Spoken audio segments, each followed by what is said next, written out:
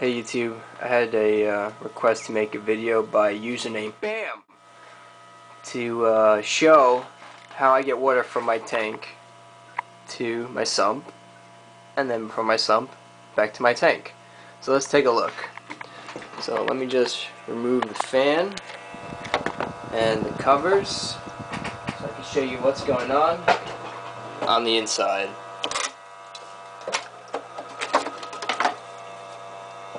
Okay, there's one cover and the second cover. Alright, so I removed the skimmer from the first chamber and put it in my sump and put my own custom built filter pad. I rubber banded to some egg crate. And the water goes from the first chamber, flows through the second chamber. There's some rubber rock at the bottom, and then here's where all the action is taking place. Okay, I have this Eshopps Nano Overflow box that I've installed here. Okay, to get it to fit, let's see if I can zoom in right here. There is a cutout. I had to cut the plastic because of this little lip right here. I cut the lip off this plastic from the length of the actual overflow box. See over here? So it fits snugly right there, nice and snug. And how this works is that the water goes through all three chambers, fills up the third chamber, and then flows into the overflow box, which then goes through the U-tube into the back half of the overflow, where there's a little strainer right there. And I bought a different bulkhead fitting from Dr. Foster's so I could attach my fan in there.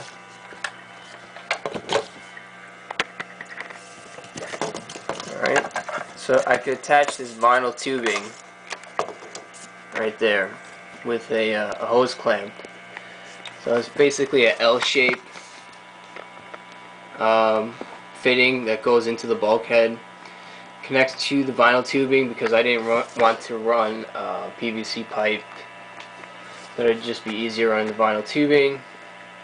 And then from there it goes into my sump, which we'll take a look down here. I'll turn on the light so we can see what's going on. Okay. Now it goes from the overflow box down to this ball valve I have installed right there, and now the ball valve is not completely open, it's more like on a 45-degree angle, and I found that that works pretty good. And then on the other end of the ball valve I attached another piece of vinyl tubing to go into the first chamber, okay, where it stops most of the bubbles. Oh, my glass is dirty. Where it stops most of the bubbles, and then it flows over into the second chamber where I have my media basket that I made. Okay, media basket has some filter pads, carbon and Purigen. You can see I added some more live rock in here. Okay, with my skimmer. Also, I have this blue foam pad that's put in to help filter the water more and get rid of most of the micro bubbles, which then goes from here down under. There's about a 1-inch gap, you can see right there, into the return chamber where I have my main return pump, which is a Hydor-Celts L30, and I also have a Hydor-Celts L20. The L20 is the red pump. I don't know if you can see it, there's a second tube in there, which is my main supply for my chiller. Powers my chiller. Recently, I just added also this float switch, okay, which I'm going to use to run my auto top off. When the water gets low, it's going to say, hey, we're running out of water.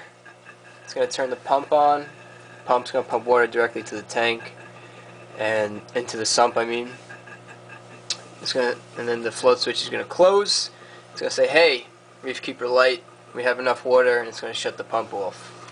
Alright, so from there you can see that the Hydor-Celts L30 as the vinyl tube goes out the back.